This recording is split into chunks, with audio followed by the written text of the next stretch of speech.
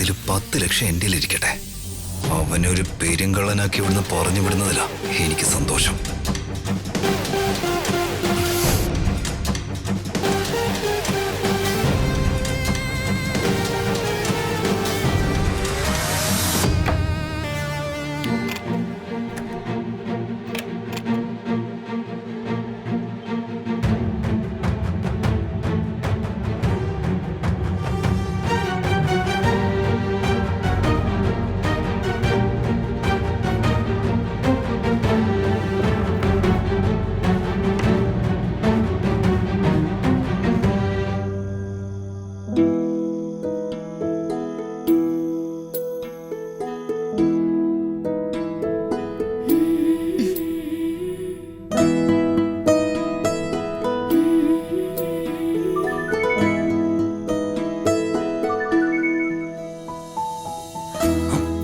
Hello Latika madam.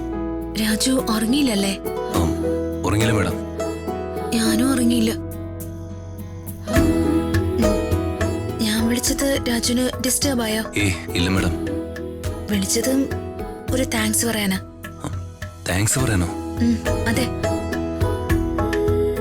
ഇത്രയും വലിയ risk എടുത്ത് റോഹനിൽ നിന്നും എന്നെ രക്ഷിച്ചതിനും കൃത്യസമയത്ത് അച്ഛനെ അവിടെ എത്തിച്ചതിനും പ്രത്യേകം നന്ദി. അതിന് നന്ദി ഒന്നും വേണ്ട മാഡം.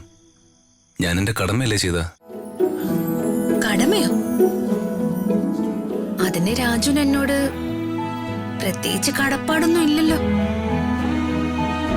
എന്താ മിണ്ടാത്ത? ഞാൻ പറഞ്ഞത് കേട്ട് രാജുന് വേദനിച്ചോ? ഇല്ല മാഡം. എനിക്ക് രാജുനോട് ഒരു ദേഷ്യമില്ല.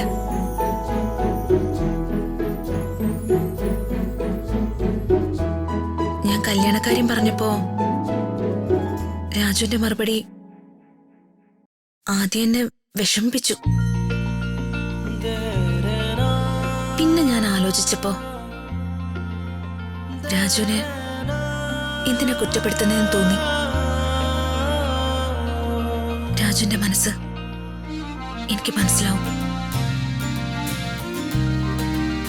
സാരമില്ല, എനിക്ക് രാജുവിനോട് ഒരു പിണക്കവും ഇല്ല.